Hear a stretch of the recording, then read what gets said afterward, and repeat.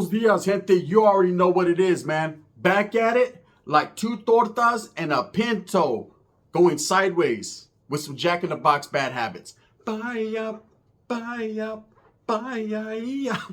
Drop. You already know what it is, man. In the Menudo Style in direct fashion, you guys see the thumbnail. It's another profile, man. I appreciate all the support that I've been getting. It seemed like the people like the profiles, so we're going to continue them right here, man. And I got a banger for you today, an absolute good one. One that is very sentimental when it comes to the raza, when it comes to the brown people, man. This guy's a legend. He's legendary to a lot of people in the South Los area, you know what I mean, in LA period, in the world. But before we do that, let's hit that like and subscribe button, put the notification bells on all so that way you're directed in the direction of my content, man. And I appreciate you so much. Thank you guys for all the support. Now, notification bell is right there. Make sure that you tap it one time for your mind and put it on also. That way you're abreasted of all the dope content. Now, let's get into it.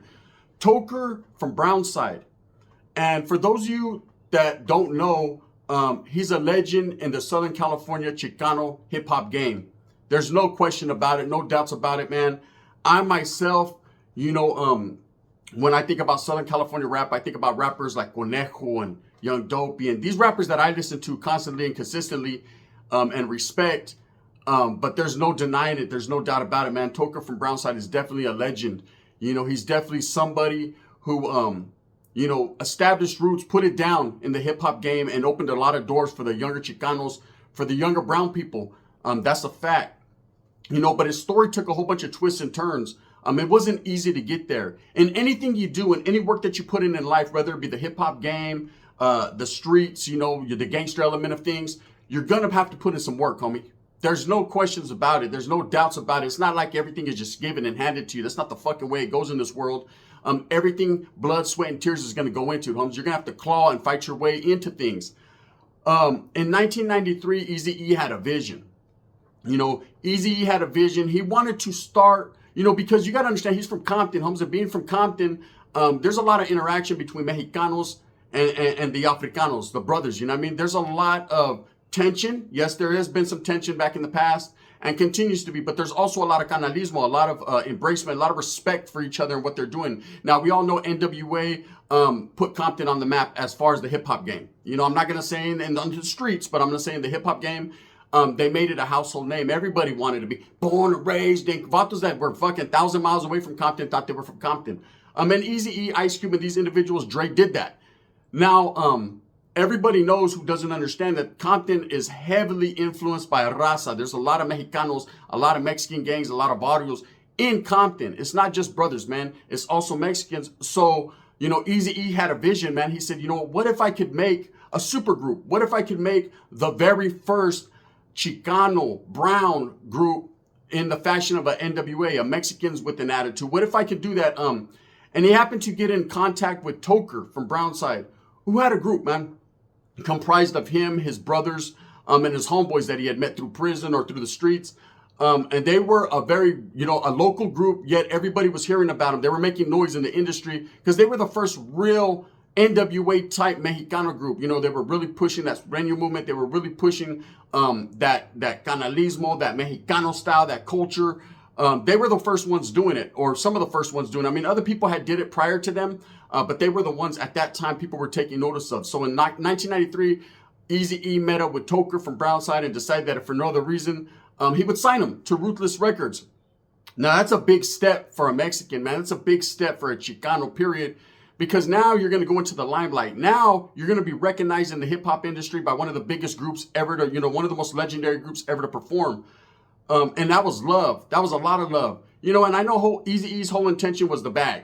You know, if you could bring black and brown together, you know, because black and brown are the main consumers of hip hop. You know, if you could bring them together and form a super group, give them a little something different, you know, that could put more money in your pocket. The bag will get bigger. And in the meantime, what it does for people like, you know, Toker and the other members of his group is it gets them worldwide recognition. You know, they get out of that box of just being local rappers from Southern California. They get to hit the world stage, man. So it was a win-win situation for everyone.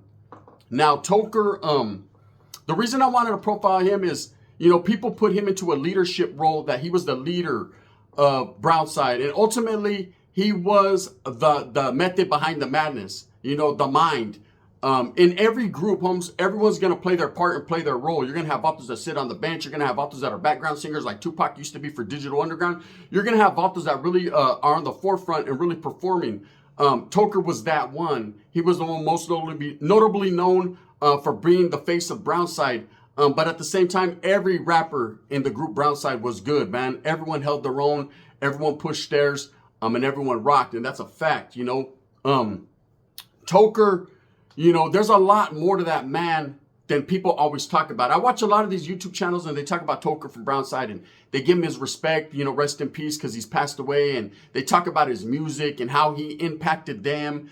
Just like I said yesterday in one of my videos, man, how Sir Dino from Darkroom Familia definitely impacted me as a youngster. I'm sure Toker from Brownside definitely impacted a lot of the youngsters that were coming up in that era. The 90s was treacherous. It was dangerous. It was real gangbanging. People were really losing their lives out there. That's when I think gangbanging was at its most pura. That's when it was at its most, there was a lot of hatred for the other side. It was the thing to do. It was very mainstream. People chose to gangbang. They loved it.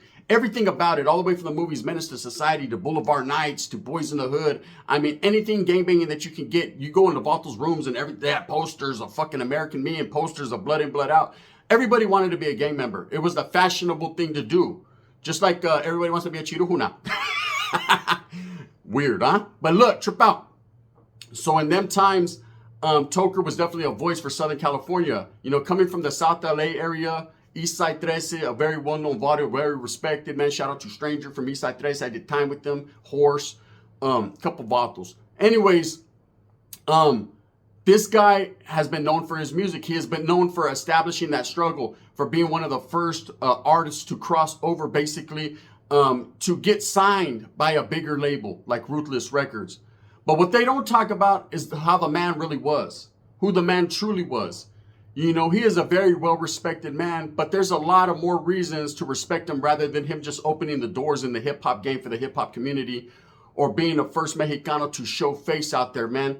What it is that guy was actually very heavy into, being an activist, into prison reform, into helping prisoners that were doing all day, get some help, man. He was very big and heavy into immigration reform, helping the gente, helping his people who were impoverished, who were going through the same struggles that he went through as a child, that were going through some of the same, hardships, get on their feet, homes, helping them to, get their papeles, to get their papers. See, a lot of people talk about my people, my brown people, but are they really out there, homes, helping them fight to get their paperwork right? Because a lot of the gente that come over and struggle, man, don't know how to do their papers. They can't read and write English, man. It's very hard for them. And there's very few and very minimal programs out there to assist them or to help them. Toker from Brownside was definitely into prison reform and, helping the immigration, helping people. And that's a lot. When I heard that, my whole different outlook on the vato changed. I have my own personal reasons for fucking with his music or not fucking with his music. As far as talents go, he definitely was talented, just like so many other rappers. But that right there got me because that showed me the character of a man, something that's not really spoken on. Everyone talks about the gang aspect and, hey, that vato was a real one, Holmes. He was a real homie. He was putting it down. Sasuke, his music is pura. He's doing that. But no one ever talks about, what he was actually doing out there on the calles for the gente. There's not a lot of people that can say they could do that. He definitely was one of them. When it comes to, being in the fight to help lifers, they're a forgot about breed. They're a forgot about person. If there wasn't people that took their own time, their own money, their own efforts, man, and helped, a lot of these laws wouldn't be changed. A lot of these new laws wouldn't be passed to help these vatos get a second chance. Because everybody, I believe, deserves a second chance. Unless you're a weirdo, then fuck you. But if you get locked up as a youngster, Holmes, you're not fully thinking. You're motivated by money or madness, Holmes, or by what someone else has told you to do. I believe when you get older, you change. Because we all know, man, as you get older, you change. Your mindset changes, the way you think, the way you feel, the way you fuck. I'm tired, the way you act. Things change. You become a grown man rather than an adolescent or a young kid, or you think like a kid. And you're a different person. You're a totally different person. Now, there's very few that still stick to them same core beliefs and we're like, fuck it, la primera. But Those are very few. Most men that are lifers in prison want that second chance, but there's no one out there being their voice, no one out there fighting for them. Toker from Brownside was one of those. Very few, man, and far between, and I got to give him the ultimate respect for that. That's what not a lot of people talk about.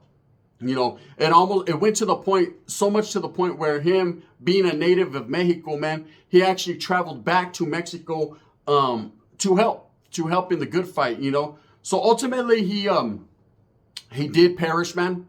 On October 10, 2018, he was murdered, you know, and I've watched so many different YouTube channels talk about, you know, why. The reason is why Toker was murdered, who did it, how they did it. And the truth is, there's very few people in this world that actually really know. And I'm sure those that do know will keep it to the chest, man, because it's something that shouldn't be spoken on or they should be speaking about. You know, a lot of people like to fucking, rat this and punk that and stop telling this and stop telling that. But who killed him? Who did that? They're quick to want to know all the cheeseman, all the bullshit. The fact is, Holmes, he did die. He left a beautiful family behind. He left homeboys behind. He left a legacy behind. But we're not going to leave the story of who killed him behind. You know, I will tell you that there's been a lot of different myths and a lot of different stories. A lot of people hit it from every different angle, Holmes. But from my angle, I'm going to say all I know is that he did die in Rosarito, Mexico. And he was murdered by what they say was a group of individuals that were dressed as police officers, man. And they got him. You know, his body was found. His family was alerted of the situation. And ultimately, man, we were all told via IG in 2018 that Toker from Brownside, a legend, you know, out of California, had died. You know, what led up to his death and what he was doing behind the scenes to get feria, or, you know, there's always going to be those that question his motives. You know, it doesn't seem like anyone who's doing good or anyone who's having money, man, there always has to be, if they live that gangster lifestyle, it seems everyone always has to believe that there's some fucking ulterior motive to it. That he was in the dope game, or that he was affiliated with cartels, or that he was associating with people he shouldn't, or he was burning people, or whatever the case may be. A lot of people are going to, you know, put their own twist and turn on it. And that's fine and dandy, man, to each their own. At the end of the day, we can only recognize this individual for what we see and what we truly know. And that's his activism. His family lifestyle, was a great father. You know, his gang banging. Yes, he was out there. And I know a lot of people, well, man, gang members ain't shit. This, and that. You know, I mean, it's easy to say that, but you won't say it to their face. The main thing is this. Whatever he chose to do in life, he was doing it according to realism, according to being a real one. You know, he was not putting on just for his people and being like, all I care about is my homies and my barrio. Nah, he was trying to help all Chicanos. He was trying to help all Southern California rap music. He was trying to help his gente. Now, there was a lot, and I mean a lot of controversy, a lot of beef. You know, I remember at one point in time, I think, you know, his camp was beefing with another camp, Mr. Criminal's camp, and ultimately, you know, one of the last videos or songs that he did do, he actually shouted out Mr. Criminal, man. That shows a different change in mentality. Even though you beef with someone musically in the hip hop community, and it can get real. You know, them beefs, just like beefs on YouTube, can become real, man. They can't touch people on the streets. Everybody's ready for whatever, right? But at the end of the day, when you're the one that takes the higher road and says, you know what, Spencer Holmes, or you don't even have to say Spencer, just a shout out, respects. It is what it is. A lot of people will hear that, listen to that, feel that, respect that. That's when you hit a level of respect. See, people will respect you if you're really out there thugging, you're out in the streets, Holmes. But once you get locked up, you're incarcerated, you're doing life, fuck you. They forget about you. You're no longer spoken about. Yeah, he was cool, Holmes. He's doing all day, eh? You know what I mean? Hey, what's up with his old lady? That's how they are, right? But if you're a changed man, if you're able to show people that there's a different way of doing things, like Toker from Brownside was, that's when the ultimate respect comes in. That's when people say, Devonta knows how to play the game well, eh? Devonta's like, he'll beef, he'll get his bag, and at the same time, Holmes, he won't apologize necessarily, but it's a shout out, some respect. Sasuke, I don't know what to do, right? That's how you do it. It's called progression. It's called changing yourself. And that comes naturally as you get older, man. You know, when you see an older Vato riding a beach cruiser in the water with the editor sticking out of his arm, and he has that same old mentality, the old ways of thinking, you start to look at him, and people start to laugh. They start to make fun of that guy.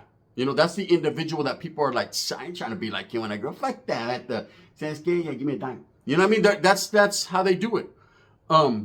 But when they see someone that, hey, damn, that fool got it going on, man. I remember back in that day, he was a fool, eh? That vato was a fool. That vato was in the fucking mix, eh? I can't even speak on it because, you know what I mean? But, hey, that vato was out there putting in that work. Now look at him, badass old lady. Like, hey, she got a sister and fucking, you know what I mean? He's got 2 cars, a nice truck, eh? Fucking that vato owns his own construction business. These are the guys that, albeit, some people nowadays are gonna be like, oh, he dropped out, he's no good. He got a good family, he's fucking got a big ass Christmas tree.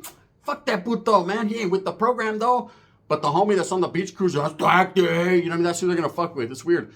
But the situation remains that Toker was definitely a guy that was doing so much for the gente and still was sticking to his core and true beliefs. Can't hate on that. Now, Brownside, the group as a whole, man, went through a lot of different changes, you know. It seems like that group, more than any other group, man, had a lot of deaths, you know. I know that when they first started out, there was an individual, I believe he was Toker's brother, Fellow, that was involved. Didn't get really involved into the music part of the game, but was part of the group, who passed away prior to them even recording an album or signing the Ruthless record deal. He's not even spoken on. Then, of course, you had Trouble, you had Wicked, Clever, all these different individuals that got involved in this group that kept the group going. The group still goes now to this day. But they had a lot of twists and turns, you know. I know in 1995 when Eazy-E passed away, the group did disband or step away from the limelight for a while to get their shit together to figure out their next move. Ultimately, that's when Toker did move to Mexico. He was in Mexico for a while, Holmes, before he passed. A lot of people like to say he was on the run. A lot of people like to say that he was over there disguising himself, trying to stay out the way. I've heard a lot of different stories. To be truthfully honest with you, I don't know what to be true. All I know is that the man was killed, and you're starting to notice the trend here, man. Yossi Locote gets killed, man, with a screwdriver out his chest. Lefty, you know, gets killed. Lefty FSM gets killed. Of course, Toker from Brownside. It seems like a lot of these rappers in Mexico are coming up short. You know, that's not a good career in Mexico. But I don't know if that's what Toker was doing, man. I don't know if he was going over there pushing the rap music. I think he was kind of more at the in a crux in his career at the point where he was just trying to live, Holmes, and stay out the way. Now, I heard a story, you know, involving the cartel, that they were involved in his business, or he was involved in their business, and ultimately he made some wrong moves, and that's why he passed. But I don't know that to be true, gente. What I know to be true, man, is his legend is going to live on. You know, the legend of Toker from Brownside is going to live on. You know, the prison activism, the immigration reform, all the work that he put in for the gente, so that way the people around him, man, can come up. So, you know, that's going to live on. You know, and of course, all the stories, the myths, whatever everyone wants to talk about is going to live on. We can never shake that. That's part of the drama. That's part of life, man. Someone's always got something to say. But that's not for everyone to speak on, eh? Now, my main thing is a true Chicano, a true believer. You know, we could talk about Sureñoism and Norteñoism, and we could talk about that, Holmes.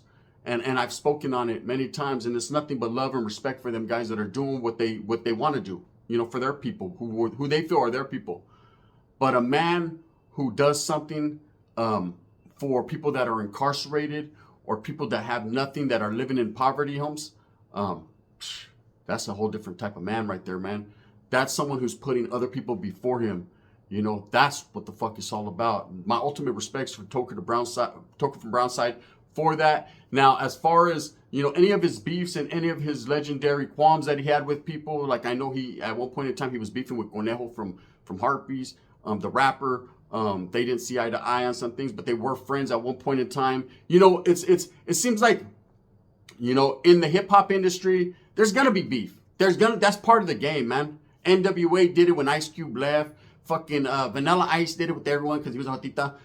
You know what I mean? You got all these different rappers that are going to be, but that's music, Holmes. That's part of being aggressive. That's part of being, it's competitive. It's a competitive industry, you know? But no one can compete with you when you're helping others, man. No one can compete with that. They could just do their own thing and help too. That's when you separate yourself from the men, from the boys. That's when you show a true understanding of being a kind human being. Toker from Brownside will forever be respected as a legend for that. You know, those of you in Southern California, hey, I mean, you can't even speak his name in an ill way. Vato's trip. Vatos will trip. Hey, what the fuck you say about Toker say? So scared to take off this Nipsey sweater. Hey, fuck that. They trip. And I have nothing derogatory to say. I'm saying as far as from Northern California, from a Northern California angle, we weren't really bumping Brownside. I know I wasn't. I'm sure some were. But going back now and listening to some of the music and some of the way that the people were swayed by what this guy was speaking on and what the whole group was speaking on, I could see, homie. I could see he had that. He definitely had that. Eazy-E seen it, and you know, he wasn't no slouch, and I see it as well. And you know, respects to a Vato man who will forever be missed in the hip-hop industry and will forever be missed in the Raza community, because we don't get many tokers from Brownsides, homes. We don't get many Vatos like that. You know, it's up to us to carry that legacy on and to continue to pump his music and continue to represent for the gente and for the people, no matter what side you're from, north or south, man. None of that matters. At the end of the day, what really truly matters, man, is paying respects to a man who might have got your fucking Theo out of prison, or who might have, you know, helped your Thea get her papers. That's the type of fucking individual I could fuck with. Anyways, with that being said, hope that you move smooth with a purpose, get everything that you want coming, and remember, at the end of the day, it's all about the struggle to strive and the strive to struggle. I hate to see brown brothers, brown sisters, man, anyone, you know, die. And then there's no justice. Their story's not, you know, it's all mixed up.